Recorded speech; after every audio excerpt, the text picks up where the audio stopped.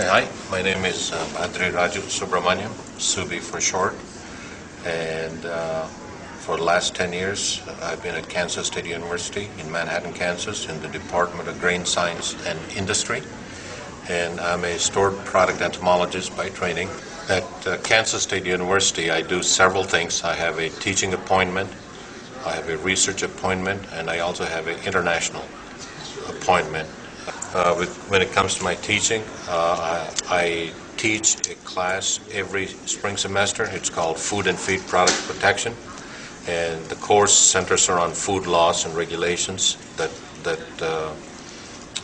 as applicable to the grain-based industries. And the course involves identifying physical, chemical, biological hazards in food and systems that are in place to eliminate systems, and as well as programs that are in place to eliminate those hazards. This course has a total of 40 lectures, and also it has labs associated with it. And it's a course where students do use the knowledge gained from it when they end up in the food industry. It's predominantly designed for undergraduate seniors and juniors, and also upper level graduate students take the class.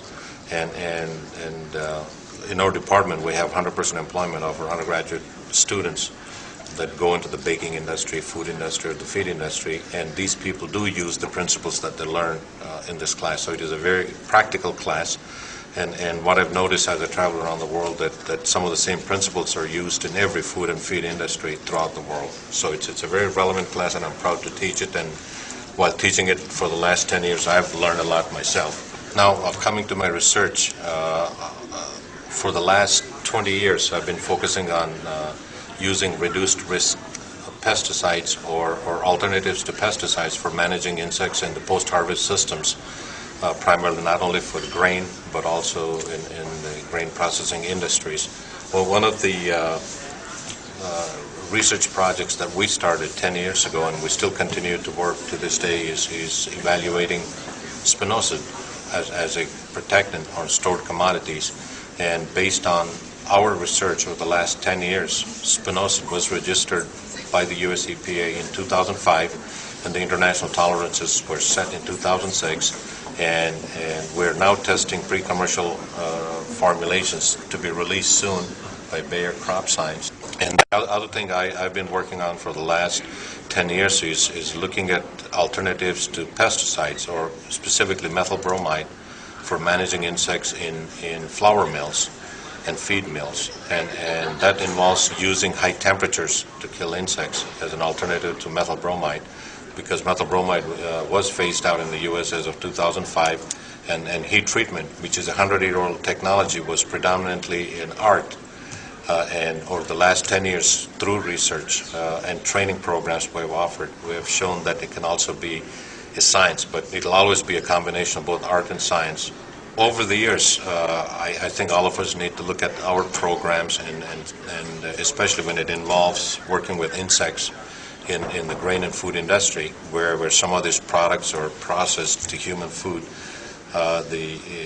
Some of the entomological aspects can be integrated with food safety issues, and that's exactly what I have done with my program, because the good manufacturing practices, or the hazard analysis critical control points program that companies use to be in compliance with food safety issues, have pest management as a component of it. So as I travel around the world, and also when I do my research, we're trying to focus on some of the food safety issues. For example, over the last 6 years, with 2 students, we have looked at enterococci bacteria. These are secondary pathogens. They only affect immunocompromised individuals, but these enterococci bacteria are present in stored product insects commonly found in food and feed plants, and also in grain environments.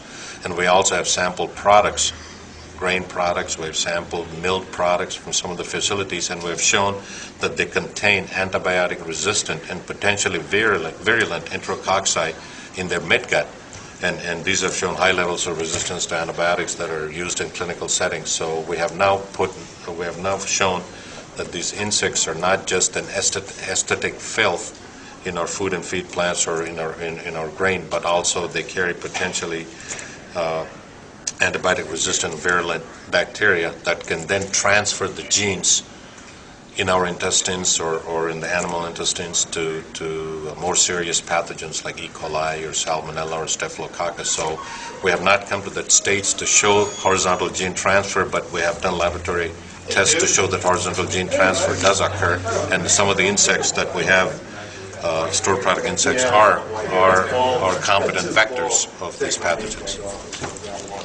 Thank you very much. Mixer starts at 7. Thank you.